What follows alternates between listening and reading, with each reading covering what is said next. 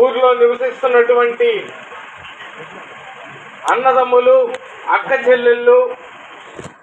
అవ్వతాతలు, కుటుంబ సభ్యులు, స్థానికులు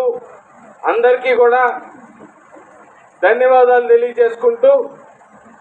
ఈరోజు మన రాష్ట్రంలో ఒక మార్పును తీసుకొచ్చేటటువంటి సమయం ఆసన్నమైంది. ముఖ్యంగా ఆత్మకూరు కాకువాయి గ్రామం ఎప్పుడా మాకు తెలిసినంత వరకు వైసీపీ నాయకులు